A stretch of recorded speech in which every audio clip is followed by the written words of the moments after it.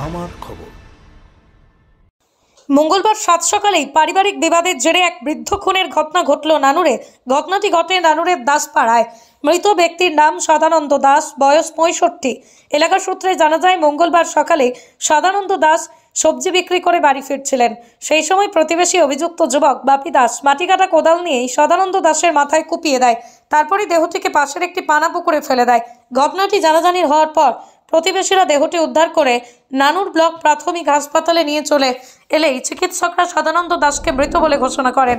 অভিযুক্তকে গ্রেপ্তার করেছে নানুর থানার পুলিশ। ময়নাতদন্তের জন্য মৃতদেহটি বোলপুর মহকুমা হাসপাতালে পাঠানো হয়েছে বলেই সূত্রের খবর। তবে কী কারণে খুন করলো বাপি দাস কিছুই বলতে পারছে না মৃত বা অভিযুক্তর পরিবার।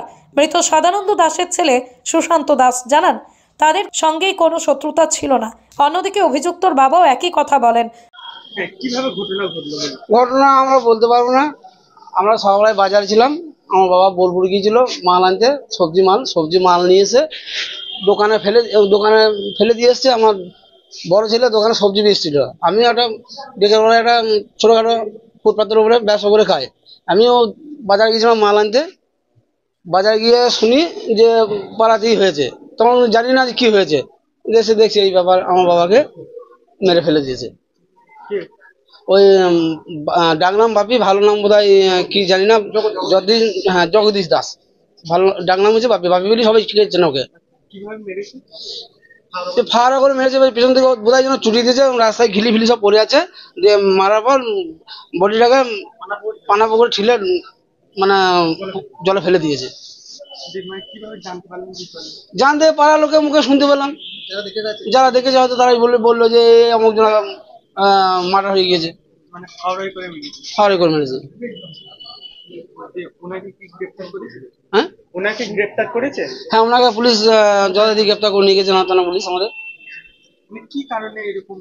কারণ ওদের সঙ্গে আমাদের কোনো ঝগড়াঝাটি বিবাদ বলে কিচ্ছু নেই, ঠিক আছে। ওর মা বাবা এমনি খুবই ভালো, এমনি একটু মানে ব্যবসা ট্যাবসা নিজেও করে। হ্যাঁ, ওর বাবাও ব্যবসা করে। এবার কি করে যে ওর মনে কি মতলব সেটা আমরা জানি না স্যার। না, ওদের সঙ্গে কোনো ঝগড়াঝাটি অশান্তি কিচ্ছু নেই, কোনো রকম বিবাদ নেই, কোনো ঝগড়াও নাই, কোনো ঝাঁটিও নাই, কোনো অশান্তিও নাই। না, সেটা আমরা বলতে পারবো না, যেটা একমাত্র ওই বলতে পারবে, যে করেছে সেই বলতে পারবে, তাছাড়া আমরা বলতে পারবো না। আমরা তো সকালবেলায় রাস্তার মোড়ে দাঁড়িয়েছিলাম। এবার ওখানে একজন ভদ্রমহিলা বললো যে পাড়াতে একটা অঘটন ঘটেছে, তোমরা কি শুনেছো? আমরা নাম তো কিছু শুনি না, বল পাড়াতে একটা অঘটন ঘটেছে, কে কাকে মেরেছে ঠিক জানি না। তারপরে গিয়ে দেখলাম ওই ভদ্রমহিলার মুখে শুনে আমরা ফিল্ডে গিয়ে দেখি সদানন্দ দাসকে বাপি দাস বলে একজন ছেলে হাওড়া করে চুটিয়ে মেরেছে। মৃত ব্যক্তিটাকে পানা পুকুরে জলে ঠেলে ফেলে দিয়েছে। আমরা যখন গেলাম তখন কিছু লোকজন নিয়ে ওকে টেনে তুলছে, তো একদম মানে মারা গেছে ওই জায়গায়। সেই অবস্থায় গিয়ে আমরা ওকে দেখতে পাই।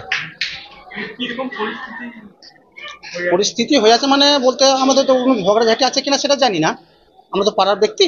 তো ওখানে গিয়ে দেখলাম প্রচুর লোকজন চিৎকার চেঁচামেচি করছে, ওকে নিয়ে আয়, মারধর করে, হ্যান নানা রকম বলে। সেই অবস্থায় পুলিশ কিছু যায়, পুলিশ গিয়ে মানুষজনগুলোকে ঠেলে সরিয়ে দিয়ে ওই বাপি দাস যে মার্ডার করেছে তাকে সঙ্গে সঙ্গে থানায় নিয়ে চলে যায় এবং বডিটাকে হসপিটালে নিয়ে আসা হয়। কী কারণে খুন করেছে সেটা তো বলতে পারবো না। ওদের সঙ্গে কোনো ঝগড়াঝাটি আছে কিনা সেটাও ঠিক আমরা জানি না। দুজনে পাশাপাশি ব্যক্তি, দুজনে পড়ছে, একদম দুজনে পাশাপাশি বাস করে। উনি মাঝে টাঝে রাস্তার ধারে ফুটপাতের উপরে ফলের ব্যবসা করেন। যিনি মারা গেছেন উনি সবজি ব্যবসা করেন। আর যিনি মার্ডারটি করেছেন উনি রাস্তার উপরে ফুটপাতে ফলের ব্যবসা করেন।